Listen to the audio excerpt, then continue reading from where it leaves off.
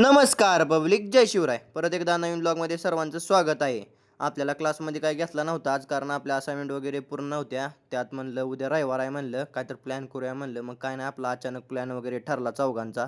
चौघांनी पण बॅगा वगैरे पॅक केल्या आणि आपण डायरेक्ट निघालो कुठं, छत्रपती संभाजीनगरला.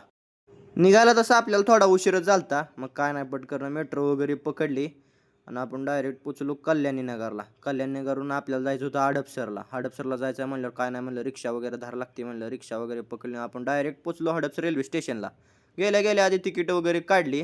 तर जाताना म्हणलं रात्री भूक वगैरे लागेल म्हणलं. मग काय ना, आम्ही पॅटीस आणि वडापाव वगैरे घेतले आणि आपण बसलो रेल्वेची वाट बघत. काय ना, मग तेवढ्यात आपली रेल्वे वगैरे आली. रेल्वे वगैरे आले म्हणलं पटकन, म्हणलं जागा वगैरे जाऊन धरूया. मग काय ना, आपण चौघांनी पण कसं वरच्या साईडला सीट वगैरे पकडले. निघायला थोडा उशीर झालता, त्यामुळे भूक वगैरे लागलेली. मग काय नाही, पॅटीस आणि बिस्किट वगैरे खाल्लं. खाऊन वगैरे झाले म्हणल्यावर आराम करावा म्हणलं थोडा. मग काय ना, थोडा वेळ आराम वगैरे केला. तेवढ्या 5:30ला पोचलो आपण कुठं, छत्रपती संभाजीनगरला. नंतर रूमवर वगैरे जाऊन थोडा वेळ आराम करावा म्हणलं, कारण आपला आराम काय प्रॉपर झाला नव्हता रात्री.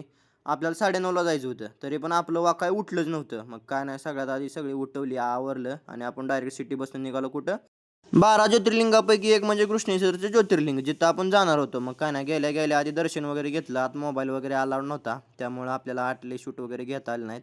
एकदम चांगल्या प्रकारे दर्शन वगैरे झालं. दर्शन वगैरे झाले म्हणल्यावर काय तर खावं म्हणलं, काय तर, कारण आपण सकाळपासून काहीच खाल्लं नव्हतं. मग काय नाही, सगळ्यात आधी जाऊन उसाचा रस वगैरे घेतला. मस्तपैकी रस वगैरे पिऊन झाल्यावर आपण निघालो दुसऱ्या प्लेसला व्हिजिट करायला. तर दुसरा प्लेस उद्याच्या ब्लॉगमध्ये असणार आहे. तर उद्याचा ब्लॉग बघायला विसरू नका.